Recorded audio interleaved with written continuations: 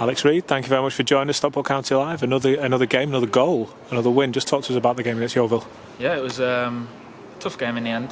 I think the gaffer's gone in and just said, he's pleased with that win because we've had to do it the dirty way. We've had to work hard. We've had to, get a goal early and hang on.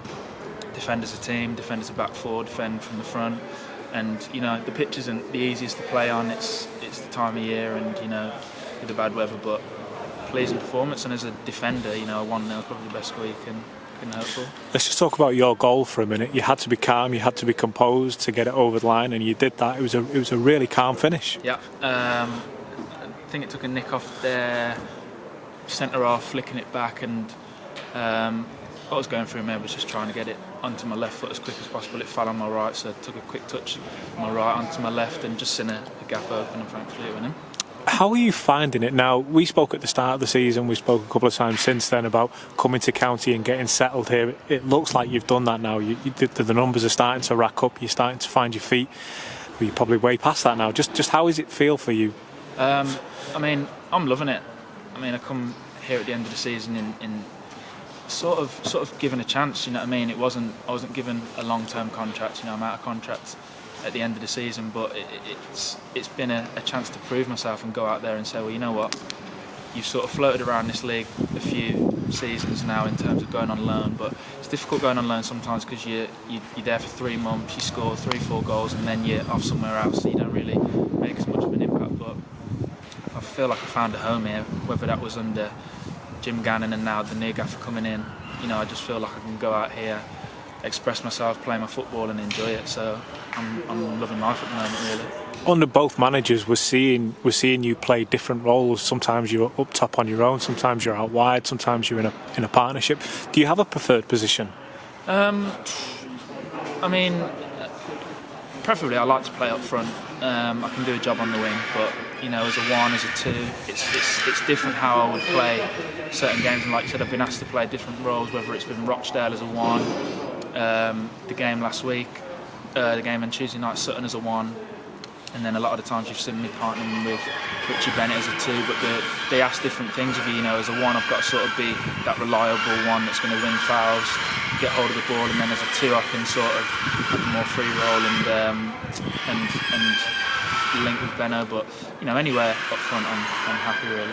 Just onto the game tonight. Obviously BT Sport cameras here. It's a big game given what happened in the last one. We're still punching at the top of the table, but that was a bit of a blow last week. Just talk to us a little bit about the mood in the camp before and after the game. The mood is more so disappointment, but because there's so many games coming and they're coming thick and fast, we didn't really have a lot of time to be moping around and sort of being in our feelings over the loss. It's a big game, and unfortunately we lost it, but because the next game's coming in a couple of days, then we just sort of have to get up and get over it. What were your thoughts on County creating a lot of chances tonight but only getting the 1 goal? It's hard as a striker to put that to you, but at the same time the ammo's there. Is it just something that this will start to click the more we work on it? Yeah, hopefully. We'd love a performance like Woking where every touching's going in and it's 4-0 and we're putting teams to the sword, but at the same time sometimes to do well in leagues you need to grind out them 1-0 wins and sort of know that if we keep a clean sheet we can rely on the forwards to get a goal and get us a victory.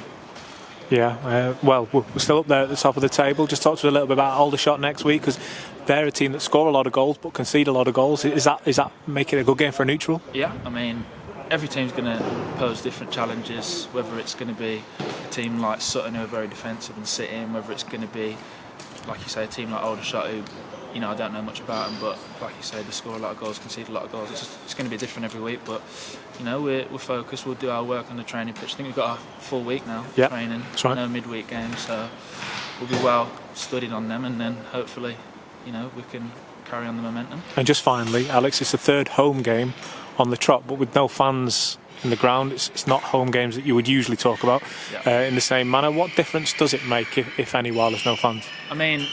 I've spoken to players like Sam Minion, Jordan Keane, who've been here for a few seasons, and they've sort of said to me, you don't really understand the love that the fans will give you and how they'll get behind you and how you'll be a hero to them. Because I've been at Stockport from July, but I've never actually been to a game where I've been there other than Cole in pre-season. But it's some strange times that we're in, but